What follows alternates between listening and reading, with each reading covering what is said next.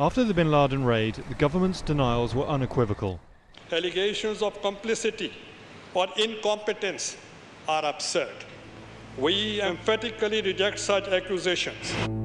But throughout this report, there's a tone of disbelief that so many state institutions failed so often and so completely that bin Laden was able to live undetected in Pakistan. The extent of the incompetence was astonishing, if not unbelievable. Local electricity providers, tax inspectors and administrators all failed to spot anything unusual.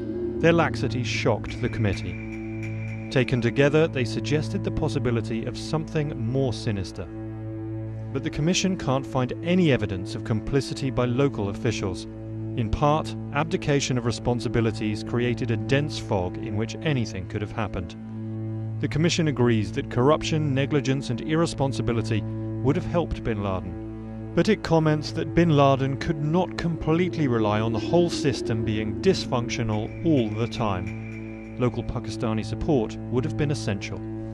The Commission believes others, including Pakistanis, provided a full array of services for bin Laden on a full-time or irregular basis.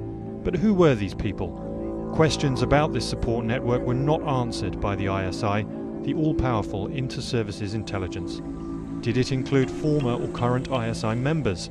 Again, there is a tone of disbelief.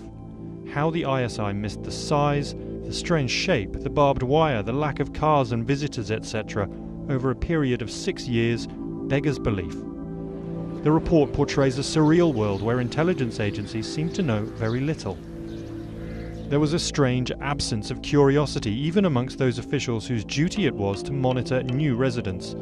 The ISI said they believed bin Laden was dead despite verified voice tapes released as late as 2011. The report finds no one at the ISI had any suspicions about the compound, something that was an extraordinary example of intelligence and security incompetence. But does this imply ISI complicity? The Commission appears to recognise that answering that question was beyond its limited means. But it says the possibility of some such direct or indirect and plausibly deniable support cannot be ruled out. This could have come from outside formal structures of the intelligence establishment. The report concludes that the failure to spot the OBL and CIA networks was more a case of negligence and incompetence. But for an institution such as the ISI, it notes that those are far more serious charges than possible connivance by rogue elements.